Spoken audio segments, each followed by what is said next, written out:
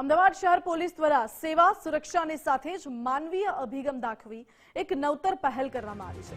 અમદાવાદ શહેર zone 5 police દ્વારા દાન કેન્દ્ર શરૂ કરવામાં આવ્યું છે, જેમાં ખોખરા સર્કલ પાસે આવેલી આઈ ડિવિઝન કચેરીની ઓફિસમાં આ દાન કેન્દ્ર શરૂ કરાયું।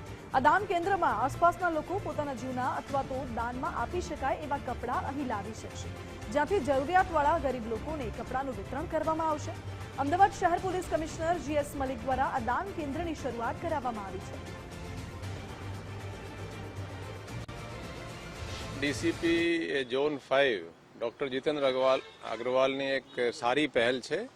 અહીંયા એક દાન અને પુનઃ દાન કેન્દ્ર, એટલે જો લોકોના પાસે જૂના કપડાઓ થઈ જાય છે, અમુક બ્લેન્કેટ છે કે જે ચીજો જૂની થઈ જાય છે, એ અહીંયા આપી દેશે અને જે જરૂરિયાતમંદ લોકો છે, જે ગરીબ લોકો છે, જેની પાસે કપડાં બ્લેન્કેટ કે ચીજોની જરૂરિયાત એ લોકોને લાગે તો અહીંયાથી એ લોકો લઈ શકે છે। એટલે ખરેખર જોઈએ તો એમાંથી બંનેને ફાયદો લાગે છે। એટલે પોતાના જે યુઝ કપડાનો એને લાગે કે હવે ફેંકવા કરતાં એનો કોઈનો ઉપયોગ થશે અને જરૂરિયાતમંદને કપડાઓ મળશે। એ ખરેખર એપ્રિશિએબલ કામ ડીસીપી ઝોન 5 કર્યા છે।